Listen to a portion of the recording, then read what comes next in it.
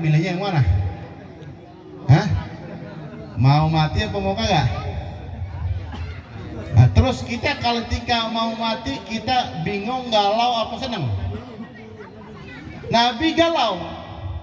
Tapi galaunya Nabi ketika malaikat Israel bilang mau nyabut nyawa, bukan galau takut bini masih cakep, baru dia beli rumah, baru 5 tahun masih banyak banget di cicilan. Baru beli ini, baru beli itu, mikirnya tentang dunia. Tapi Nabi SAW ketika malaikat Israel bilang beliau mau menyabut nyawanya, beliau katakan, mana Jibril? Kemudian malaikat Jibril datang dan Rasulullah bertanya kepada malaikat Jibril, ya Jibril, man li ummati min ba'di ya Jibril. Wahai Jibril, setelah wafat saya siapa yang bakal ngurus umat saya? Siapa yang akan perhatian sama umat saya wahai Jibril kalau saya meninggal wahai Jibril? Perhatian Nabi, khawatirin kita, mengkhawatirin umatnya nanti bagaimana umat saya wahai Jibril kalau saya kagak ada. Malaikat Jibril membawa wahyu dari Allah Subhanahu wa taala dan beliau mengatakan, inna sanurdika fi ummatik wa la nasu'uk. Kata malaikat Jibril memberikan wahyu, wahai Rasulullah, Allah memberikan salam kepadamu, dan beliau berfirman bahwasanya Allah tidak bakalan membuat engkau susah karena sebab umatmu. Allah akan buat kau puas dan umatmu. Allah haramkan surga buat nabi-nabi dan umat-umatnya terdahulu sebelum engkau dan umatmu masuk surga duluan. Semua kita masuk surga duluan. Amin ya rabbal alamin. Kata Rasulullah, baru kalau gitu saya tenangan dah. Saya tenang sekarang, saya pengen berjumpa dengan Allah. Karena apa? Babi pun rindu sama Allah, pengen jumpa sama Allah, cuma bingung ninggalin umatnya, takut kesasar. Apa kesasar deh? Takutnya nyasar. Takut dia susah di dunia, dia perhatian. Akhirnya setelah mendengar jawaban Allah Subhanahu wa taala, beliau tenang dan beliau pengen berjumpa dengan Allah Subhanahu wa taala. Begitu malaikat Israel mencabut nyawa beliau, beliau ngerasain sakitnya sakaratul maut. Beliau tanya malaikat Israel, ya Israel, ini begini nih rasanya sakaratul maut, begini nih rasa sakaratul maut. Ya Rasulullah, kata malaikat Israel, ini udah paling lembut saya nyabut nyawa orang. Nggak pernah saya selembut ini menyabut nyawa seorang, karang doang nih saya pernah nyabut lembut. Dia khawatirin dengan umatnya lah. Selembut gini aja udah kerasa sakit, bagaimana umat saya ntar? Beliau doa, Allahumma tsaqil alayya wa hawwin ala ummati. Ya Rabb, beratin sakaratul maut buat saya rasanya, ringanin buat umatnya, sehingga doa Nabi dikabul separuh rasa sakit sakaratul maut kita diringankan oleh Allah Subhanahu wa taala berkat Nabi Muhammad sallallahu alaihi wasallam. Itu cintanya Nabi sama kita, bahkan mau meninggal pun beliau ingat sama kita. Yang jadi pertanyaannya, kita selalu diingat Nabi enggak? Kita berapa kali sehari sholawat sama Nabi? Kita berapa sering kita nurut sama nasihat Nabi? Nabi ini sudah memberikan kita banyak banget udah, supaya kita hidup di dunia selamat, di akhirat bahagia. Nabi sudah ngasih arahan-arahannya. Karena apa? Nabi nggak pengen umatnya. Kalau kita pengen angan-angan, cita-cita, Nabi semua angan-angannya dikabulin sama Allah. Nabi surga, Nabi masuk surga duluan tadi. Nggak boleh ada yang masuk sebelum Nabi Muhammad Sallallahu Alaihi Wasallam. Nabi dosanya diampuni oleh Allah Subhanahu Wa Taala, walaupun Nabi tidak melakukan dosa, Allah ampuni dosanya kalaupun ada. Nabi maksum dari dosa. Semua angan pengen apa aja Allah beri. Tapi Nabi ada satu cita-citanya, apa? Masuk surga bersama umat semuanya. Semoga kita termasuk umatnya yang masuk surga bersama Nabi Muhammad Sallallahu Alaihi Wasallam. Kita pengennya disenangi Nabi, pengen kita senang. Kira-kira kita ini pengen senang apa kagak? Nabi ini ibarat orang yang apa, gusah itu ya? Kalau bahasa Jawa gusah. Hah? Kalau bahasa Indonesia apa gusah itu? Tahu laron? Laron itu zaman dulu basminya itu biasanya ada lampu api gitu ya, damar ya. Apa namanya? Damar ya? Dimar. Hah? Dimar. Damar ya? Dimar. Gimana? Dimar. Pokoknya yang api begitu terus ditaruh di tengah-tengah baskom. Air. Bener kan begitu ya? Nanti kan laronnya pada datang. Laron pada datang pada mati. Nah, Nabi ini ibarat orang yang ngaling-ngalingin lalon, jangan ke situ lu bakal celaka. Jangan begitu nanti celaka. Udah begini be, Nabi ngaling-ngalingin tuh. Masih be, susah. Nyangkanya itu cahaya bagus buat dia tuh laron. Seperti kita, Nabi sudah perhatiin sama kita, ayo ke masjid, ayo sholat berjamaah, ayo sedekah, ayo yang lainnya, jangan ke sono. Angger be angol kita, dibilangnya susah. Suruh ke masjid, malah lari dari masjid. Gerah di masjid, udah masjid pasang AC, dingin. Apa be alasannya udah? Bener nggak? Udah apa be? Pengen ke masjid, udah pengennya adem, diademin. Wah, udah apa be? Udah. Alhamdulillah. Padahal orang sholat berjamaah ini, kita ini sholat itu bakal ditulis oleh Allah yang khusyuk dan doang. Duduk ah capek.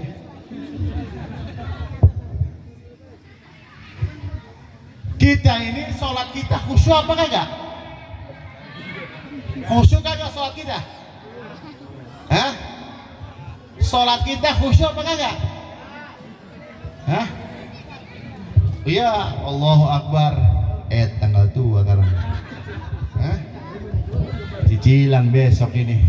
Belum ada duit pisan ini. Mau gali lubang kemana lagi? Bener nggak? Kita cari tuh, kita pikirin khusyuk. Nah, kata Rasulullah, kita tidak bakal dicatat oleh Allah sholatnya kecuali yang hadir pikiran kita, hati kita hadir. Dalam sholat kita, semuanya Isya, dalam 4 rakaat berapa persen kita hadir pikiran? Makanya Rasulullah ajarin kita, ayo jamaah, berjamaah di masjid. Ramain masjid kenapa? Orang yang sholat berjamaah di masjid, kata Rasulullah, yang satu fulan imam khusyuk dalam sholat, mungkin sebagian separuh sholat, yang makmumnya sebagian lagi saling melengkapi sehingga dianggap khusyuk semuanya.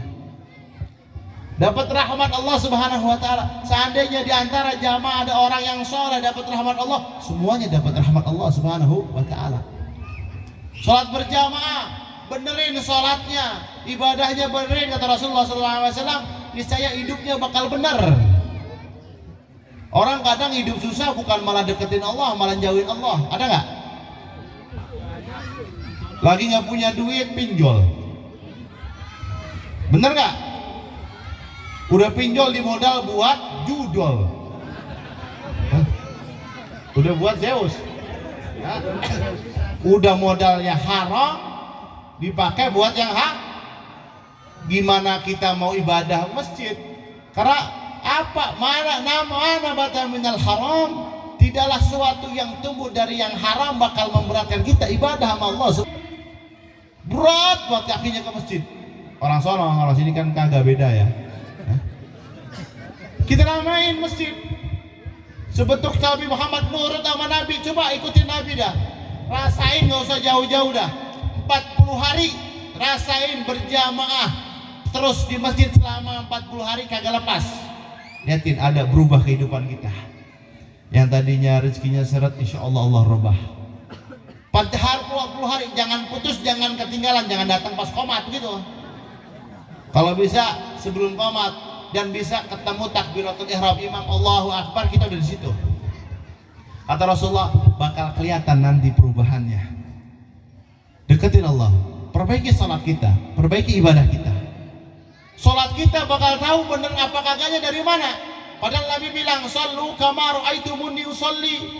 Salatlah kalian sebagaimana kalian lihat saya salat. Nah, kita orang lihat Nabi udah ada. Kita di masjid, ada orang yang ngajarin. Di majelis taklim kita tahu bagaimana cara sholat yang benar. Jangan sholat main kayak ayam matok-matok begitu. Kadang ada sholat, mohon maaf, pakai celana lepis, kaosnya straight. Begitu ruku celengannya kelihatan. Bener nggak ada kan tuh? Orasa sholatnya, ibadahnya awur-awuran. Hadapan Allah Subhanahu wa Ta'ala nya udah beres. Pengen hidupnya beres, agak bakalan. Asli akhiratak, perbaiki akhiratmu, bakalan baik dunia kita. Sholat kita benerin, bakal bener semua hidup kita, bakal baik. Nabi bilang, kita kalau ibadahnya bener, nanti semuanya bakal bener. Janji Allah, orang yang ibadah taat sama Allah Subhanahu wa taala, kasih di rezeki yang kagak disangka-sangka. Kadang kitanya dewek membatasi rezeki. Kalau kagak kerja, kalau kerja nih duit dapat dari mana lagi? Gua orang dapat duit gitu.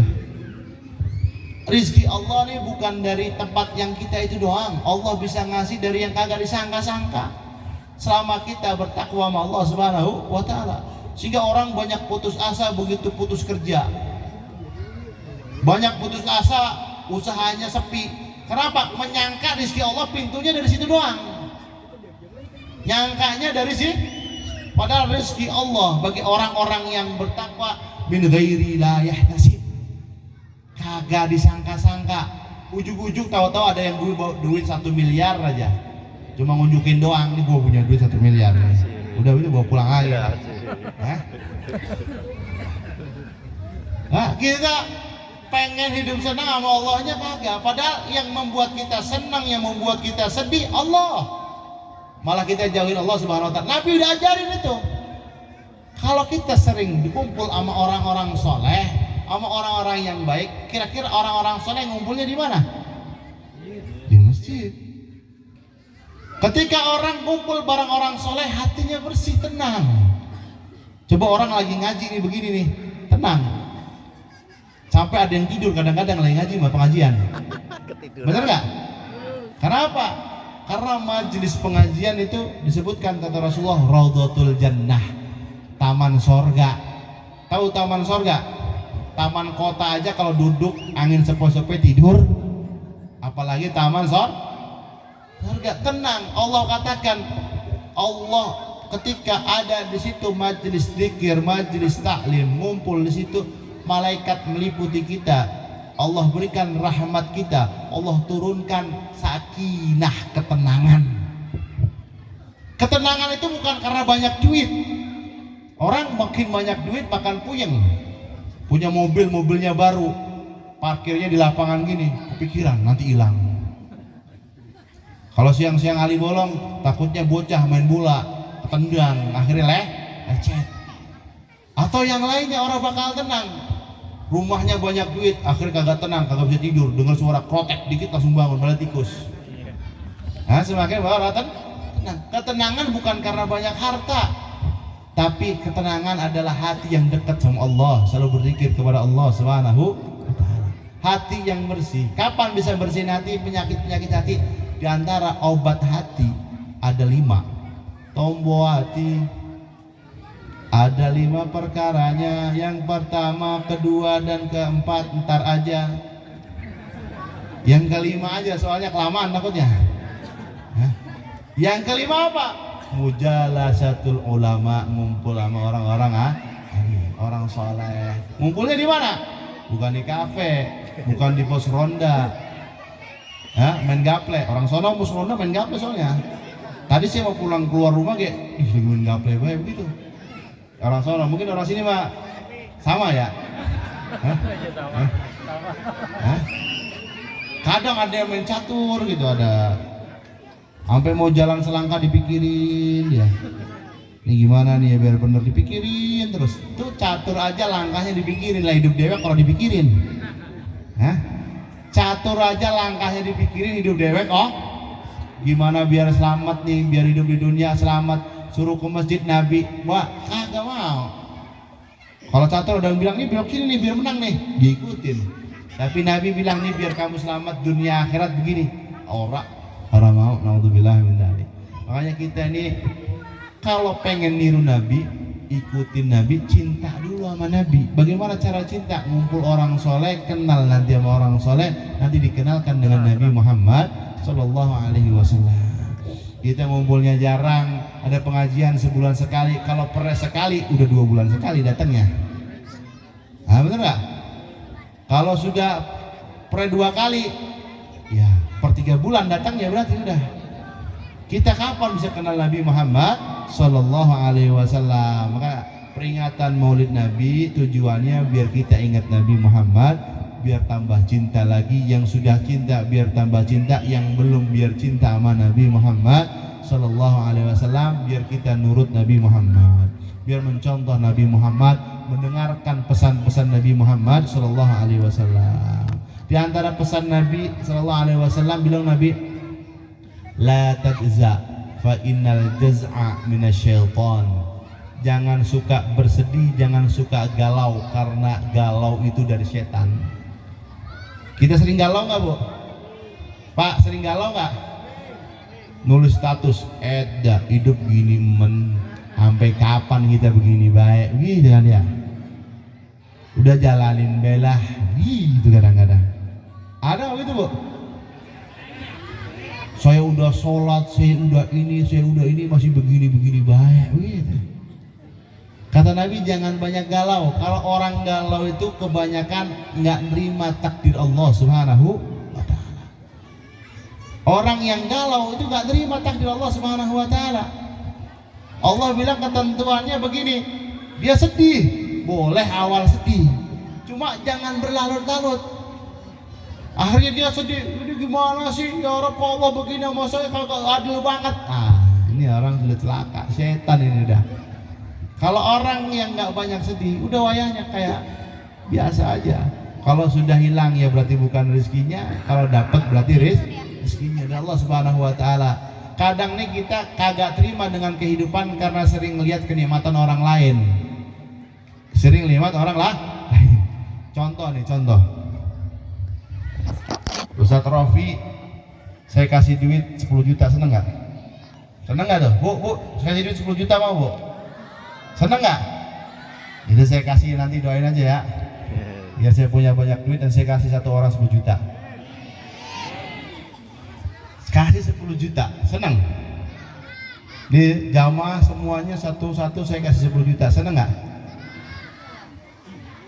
Wah, tukang sonor ada ini. Hah? Satu semuanya 10 juta. Ya, tukang son saya kasih 50 juta. Hah? Kasih 50. Seneng nggak, Pak? Doain, Pak, insya Allah ya rezeki, Pak. Kira-kira nih yang tadi dikasih 10 juta, dia 50 juta, iri kagak? Senangnya berubah nggak? Senangnya berubah nggak? Padahal kan tadinya orang punya duit 10 juta, sekarang punya 10. Gara-gara dia tukang son dikasih 50 juta, gue 10 juta doang, orang 50. Seneng ngilang. Begitulah orang kadang-kadang lupa bersyukur sama Allah, lupa sama rezeki yang ada dirinya, ngelihat orang lain baik. Apalagi sekarang zaman medsos, ngelihat orang, kehidupan orang, sono seneng banget. Akhirnya bini ngelihat sono, si tetangganya dibeliin motor sama suaminya, no Pak, no. Dia dibeliin, no, dibeliin emas, no. Bener nggak? Ya kita kenapa? Karena lupa. Dengan kita malat lihat ke sana, akhirnya galau, kita puyeng. Padahal kenikmatan yang ada dalam diri kita banyak. 10 juta banyak apa orang? Daripada orang punya kan, alhamdulillah. Makanya kita sering lihat-lihat lah apa yang Allah rezekikan yang ada dalam diri kita. Kita sering lihat, sering perhatiin. Jangan kita noleh sama rezeki orang lain. Rezeki orang kita lihat-lihat, apa yang ada dalam diri kita lupa. Padahal banyak orang yang pengen kehidupannya kayak kita. Berapa banyak tuh orang Palestina nggak punya rumah, Bu.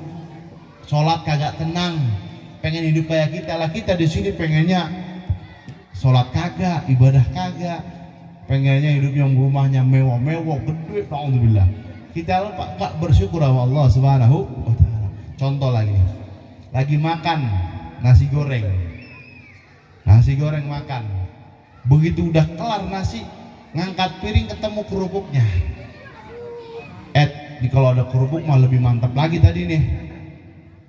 Gak bersyukur, padahal tadi waktu belum ngelihat kerupuk makan masih ayo aja. Begitu sudah ngelihat kerupuk, kagak jadi kurang nikmat ini, padahal tadi bilang nikmat. Ngelihat kerupuknya telat, jadi ngerasa nggak nikmat. Begitu juga kita, kalau sering lihat nikmat orang lain, akhirnya nggak menikmati apa yang kita punya.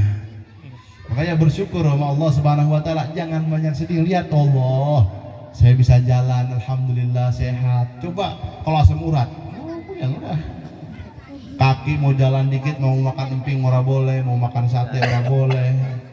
Coba alhamdulillah kita masih bisa makan emping, jengkol, makan ikan teri, ikan asin, sayur asam pakai sambal, wah enak banget udah itu. Masih makan kebuli, masih makan nasi uduk, boleh enak. Masih ada orang kaya duitnya banyak, orang boleh makan apa-apa, bolehnya makan buah doang. Walaupun duitnya banyak, dia tapi bersyukur Allah Subhanahu wa taala. Makanya kita kata Nabi jangan banyak galau, banyak bersyukur. Apalagi ini diantara nikmat yang Allah berikan, Allah jadikan kita umat Nabi Muhammad sallallahu alaihi wasallam. Hadirin jamaah hadirat rahimakumullah, kalau bicara tentang Nabi sampai subuh ke orang bakal kelar. Hah?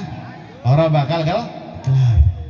Terus bagaimana biar bisa kita tahu tentang Nabi? Makanya datang masjid nih. Jangan cuma ngandelin tahunan doang. Habis itu orang ngaji-ngaji lagi, datang di majelis taklim, ada astad, ada kiai, ada guru-guru, datengin mereka, ngaji sama mereka. Masjid ada pengajian, datengin, ramein. Jangan ngaji, betah gua, orang enak sih. Hah? Ada nggak orang sini begitu? Insyaallah habis ini saya tanya sama nanti Pak Ketua DKM Ustaz Rafi, kira-kira masjid rame kagak?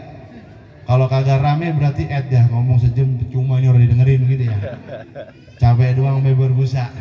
Nah, ciri-ciri orang yang makin dekat sama Allah, begitu dengar dapat ilmu dia makin dekat sama Allah. Kalau punya ilmu ngaji masuk kanan, keluar kanan lagi berarti mental. Ya, masuk telinga kanan, keluar telinga kanan lagi mental. Kalau keluar telinga kiri mah ada ngeresep sedikit mah. Ini mah keluar telinga kanan lagi. Nah, ini dari kata Allah, kata Rasulullah, orang yang tambah ilmunya bukan tambah benar, berarti tambah Allah, bukan tambah dekat, tambah jauh dari Allah Subhanahu wa taala. Udah ngaji ini udah tahu, ayo makmurin masjid, jangan sampai dikosongin. Innama ya'muru masajidallah man amana billah. Orang yang makmur masjid adalah orang-orang yang benar-benar beriman kepada Allah Subhanahu wa taala. Makmurin masjid. Ramein. Kalau bisa nih sholat subuh sampai sini. Sampai sini jamaahnya. Nah, kalau bisa. Kadang-kadang orang nih 5:30, 6:30 bangun telat sholat subuh, yang dipikirin telat sholat subuh apa telat kerja? Hah? 6:30 ini takut telat kerja apa mikirin sholat subuhnya telat apa takut telat kerja? Hah? Bangun set, Allah, jam 6:45 langsung sholat subuh langsung berangkat kerja? Hah? Langsung sholat subuh bukan kerja? Sholat subuh ya. Hari Minggu soalnya besok. Jadi dia padahal subuh ini kalau telat kerja potong paling sehari itu doang. Tapi kalau nggak sholat subuh nanti di akhirat naudzubillah minah dalik lebih berat. Makanya perhatiin kita urusan kita sama Allah, hak kita sama Allah. Nanti Allah juga akan memberikan haknya kita yang Allah harus berikan kepada kita, nikmat-nikmat Allah Subhanahu wa taala. Maka ngajian seperti ini, perkenalan sama Nabi, hadiri tempat-tempat yang ngaji di situ biar makin kenal Nabi, biar semakin dekat sama Nabi. Apalagi yang ubannya udah banyak, apalagi yang udah sepuh, apalagi yang lainnya. Jangan udah sepuh main layangan-layangan. Udah sepuh yang layak, kata Nabi Muhammad, khairu syuyukhikum, sebaik-baiknya orang tua kalian adalah orang-orang tua yang seburuk-buruknya orang tua kalian yang kelakuannya kayak bocah. Kayak anak muda, udah tua masih suka nongkrong, kagak di masjid. Udah tua bukan megang tasbih, megangnya yang lain, juga berzikir sama Allah Subhanahu wa taala. Kayak masih bocah, umurnya kayak masih panjang kayak begitu. Padahal yang bocah udah mati banyak. Terus sebaliknya, wa khairu syababikum, sebaik-baiknya anak muda kalian yang kelakuannya kayak orang tua. Apa? Ingat mati ibadah di masjid. Kita lihat soal adzan subuh, yang adzan anak muda atau anak tua? Orang tua. Ada yang asyhadu udah tua banget sudah. Yang adzan subuh udah tua. Kalau ada anak muda adzan subuh berjam sebelum subuh udah di masjid, incar bu, jadi mantunya bu. Pak, jadi pak mantu udah itu orang yang soleh. Jangan sekali doang tuh pak. Oh Abu Jalal bilang nanti besok saya biar dijadiin mantu. Jangan. Kita subuh bangun ibadah, ramein masjid, ibadah masjid, makmurin masjid karena bentuk cinta kita sama Nabi, ikutin perintah sama Nabi Muhammad SAW, dan juga supaya kita hidup selamat dunia akhirat berkah. Coba laksanain 40 hari berjamaah di masjid, nanti bakalan dirubah hidupnya. Kalau yang ngomong Rasulullah, kalau ngomong Nabi kayaknya kurang didengar. Coba yang ngomong Pak RW ya? Atau Pak DKM bilang begini nih, Pak DKM sama Pak RW bikin, siapa sembara, siapa yang selama 40 hari berjamaah di masjid kagak ketinggalan saya kasih mobil. Kira-kira masjid penuh nggak? Bikin tenda di sini, tidur sini nih.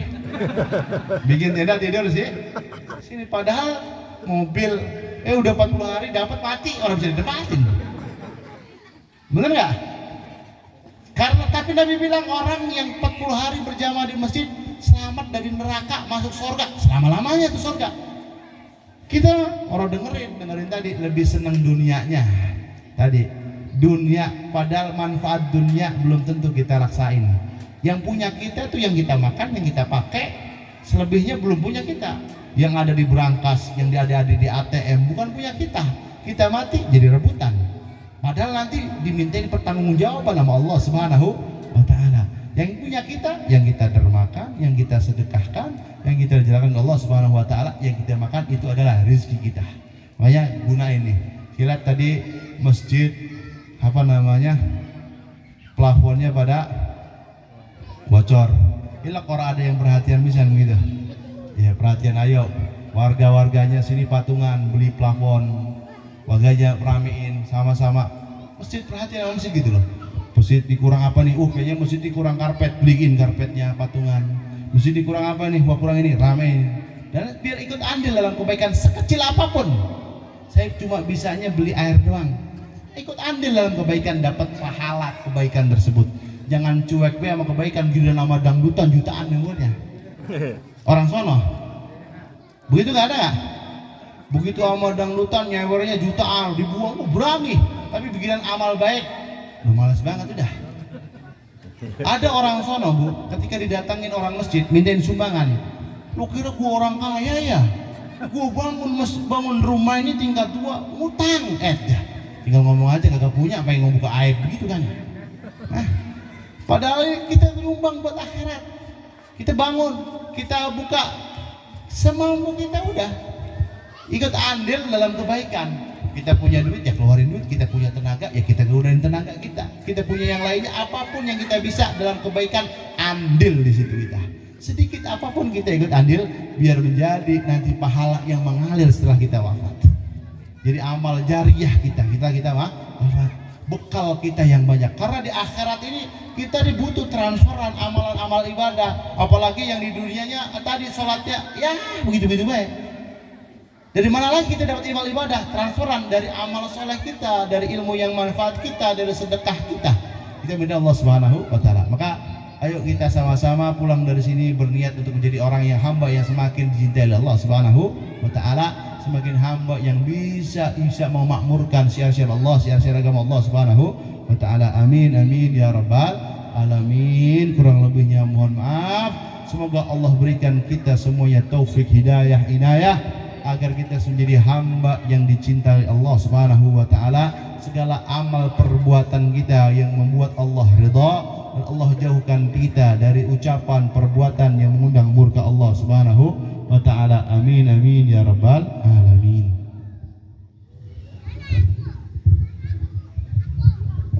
Hadirin jamaah Allah Subhanahu wa Ta'ala.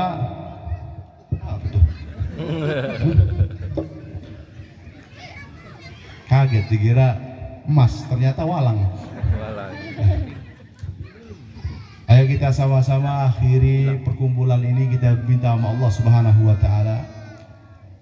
Semoga Allah jangan pulang dari sini melainkan Allah sudah ampuni dosa-dosa kita semuanya. Amin ya rabbal alamin. Kita tidak pulang dari sini melainkan hajat kita dikabul oleh Allah Subhanahu wa Ta'ala berkat Nabi Muhammad sallallahu alaihi wasallam. Tidak pulang dari sini, semoga Allah tambahkan, melainkan Allah tambahkan kecintaan kita sama Nabi Muhammad Sallallahu Alaihi Wasallam. Allah jadikan anak-anak kita, keturunan-keturunan kita menjadi keturunan yang saleh salehah. Allah berikan rezeki yang luas, yang halal, yang barokah. Dan Allah ampuni segala dosa-dosa kita.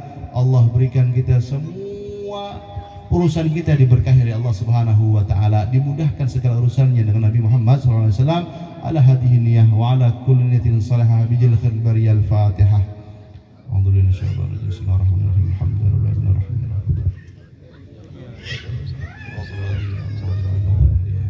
Allahumma ya 'azim sultan kadim al-ihsan daiman ni'am kathirul jud ya wasil 'ata ya khafilat fi jamina sunhi ya 'alim al-ya'jal. Salli ya rabbi ala sayyidina Muhammadin wa alihi wa sallim wa radha 'anil sahabati ajma'in. Allahumma lakal hamdu syukra wa lakal mannu fadla wa anta rabbuna haqqan wa nahnu 'abiduka rika wa anta lam tazal lidzalika ahla. Ya muyassir kulli 'asir wa ya jabir kulli kasir wa sahib kulli farid wa ya mu'min kulli fakir muqawwi kulli dhaif wa ya ma'mana kulli makhif.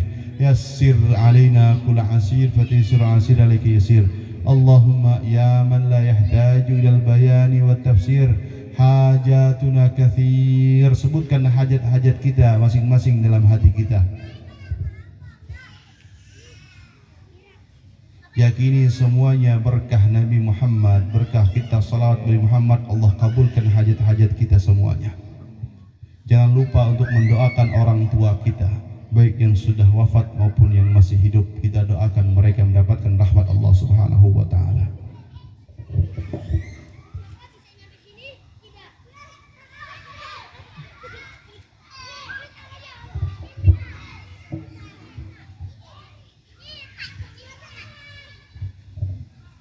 حاجاتنا كثير وأنت عليم بها وخبير. اللهم إنا نخاف منك ونخاف ما يخاف منك ونخاف ما يخاف منك. اللهم بحق ما يخاف منك نجنا ما يخاف منك بحق سيدنا محمد واخرجنا بعينك التي لا تنام واكلفنا بكنفك الذي لا يرام وارحمنا بقدرتك علينا فلا نهلك وأنت ثقتنا ورجاؤنا. اللهم إنا نسألك زيادة في الدين وبركة في العمر وصحة في الجسد وسعة في الرزق وتوبة قبل الموت وشهادة أن الموت مغفرة بعد الموت وعافية من الحساب وأمانا من العذاب ونصيبا من الجنة ورزقنا النظر إلى وجهك الكريم. وصلى الله على سيدنا محمد النبي الأمي وعلى آله وصحبه وسلم. الحمد لله رب العالمين. Assalamualaikum warahmatullahi wabarakatuh.